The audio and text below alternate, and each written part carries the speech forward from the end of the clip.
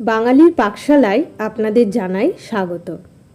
আজকে আমি আবার নিয়ে হাজির হয়েছি বাংলারই একটি পুরনো বা হারানো রেসিপি।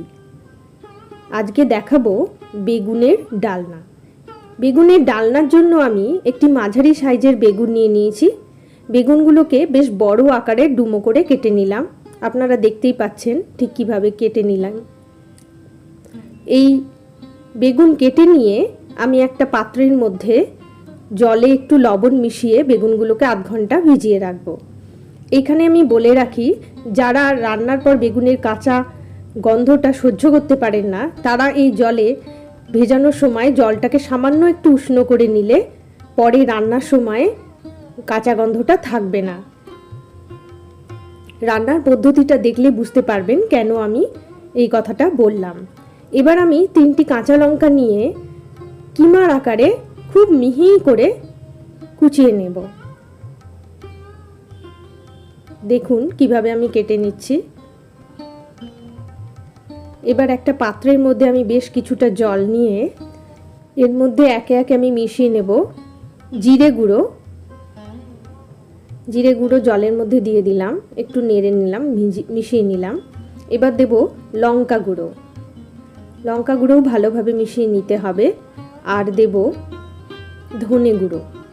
কতটা পরিমাণ আমি স্ক্রিনে লিখে দিয়েছি। ভালো করে মিশিয়ে নিয়ে একটা মশলার মিশ্রণ তৈরি করে নিয়ে আমি এবার কড়াইয়ের মধ্যে তেল দিলাম। এই তেলটা আপনারা সাদা তেলও নিতে পারেন অথবা সর্ষের তেলও ব্যবহার করতে পারেন। আমি সাদা তেল নিয়েছি। এই তেলে আমি এবারে ওই ভিজিয়ে রাখা মশলার জলটা পুরোটা দিয়ে দিলাম। একটু নেড়ে আমি ঢাকা দিয়ে বেশ কিছুক্ষণ ফুটতে দেব। মশলাটার কাঁচা গন্ধটা দূর হয়ে যাবে। ঢাকা দিয়ে আমি প্রায় মিনিট 3 ফুটাবো। এই ফাঁকে আমি দেখিয়ে দিই, এটা হচ্ছে সর্ষে বাটা। সর্ষে বাটার মধ্যে বেশ কিছুটা জল আমি মিশিয়ে দিলাম। কেন মিশিয়ে দিলাম সেটা আমি পরে আপনাদের অবশ্যই জানাচ্ছি। তার আগে আমি দেখিয়ে নিই, এর মধ্যে আমি দই, টক দই নিয়ে নিলাম। এবার টক দইটা আমি খুব ভালো করে ফেটিয়ে নেব, যেন কোনো দানা না থাকে, বেশ মিহি হয়ে যায়। ফেটিয়ে নিতে হবে এমনভাবে। এবার ঢাকনা খুলে দেখলাম আমার মশলার ঝোলটা ফুটে উঠেছে। এর মধ্যে এবার আমি জলে ভিজিয়ে রাখা বেগুনের টুকরোগুলো দিয়ে দিলাম। এবার বুঝতে পারলেন তো কেন আমি গরম জলে ভেজাতে বলেছিলাম? কারণ বেগুন কিন্তু ভাজা বা কষা হবে না। এর মধ্যে কাঁচা লঙ্কা কুচিও মিশিয়ে দিলাম আর দিলাম সামান্য একটু লবণ। এইবার ঢাকা দিয়ে আমি পুরো বেগুনটা সিদ্ধ হবার জন্য রেখে দিলাম।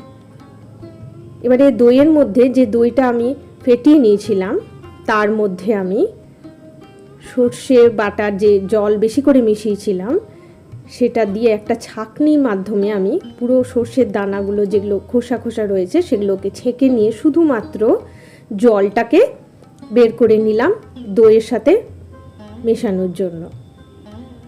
এবারে ভালো করে চেপে চেপে আমি সমস্ত সর্ষে বাটার মাঝের অংশ, যেটা মূল সর্ষে খোসা বাদ দিয়ে, সেটার পেস্ট নিয়ে দইয়ের সাথে ভালো করে মিশিয়ে নিয়েছি। বেগুনটা সেদ্ধ হয়ে এসছে প্রায়, কিন্তু পুরো হয়নি। এই সময় আমি একটু হলুদের মধ্যে দিয়ে ভালো করে নেড়ে দিয়ে আবার ঢাকা দিয়ে দিলাম। প্রায় 7 মিনিট পর বেগুন পুরো রান্নার মতন নরম হয়ে গেছে।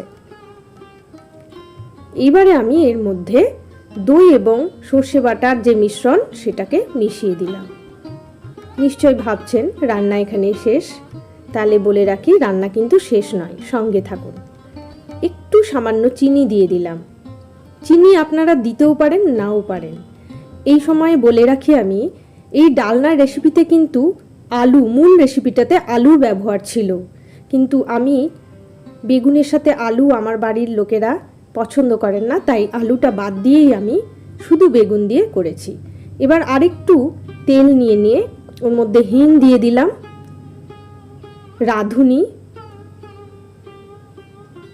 আর জিরে ফোড়ন দিলাম। বেশ সুন্দর গন্ধ না ওঠা পর্যন্ত আমি নাড়লাম। দেখতে পাচ্ছেন বেশ লালচে হয়ে গেছে, রাঁধুনিটা কিন্তু বেশ লালচে লালচে হয়ে গেছে, একটা সুন্দর গন্ধ বেরোচ্ছে। এবারে আমি বেগুনের যে সিদ্ধ করে রেখেছিলাম দই এবং মাস্টার্ড বা সর্ষের মিশ্রণের সঙ্গে, সেই বেগুন মিশ্রণটা আমি এর মধ্যে দিয়ে ভালো করে নেড়ে নিলাম। তৈরি হয়ে গেল বেগুনের ডালনা। সুস্বাদু এই রান্না আপনাদের কেমন লাগলো লিখে জানান আমাকে। যদি বাড়িতে কেউ করে থাকেন তাহলেও জানাবেন আমাকে। ভালো থাকবেন সকলে। আজ তবে আসি।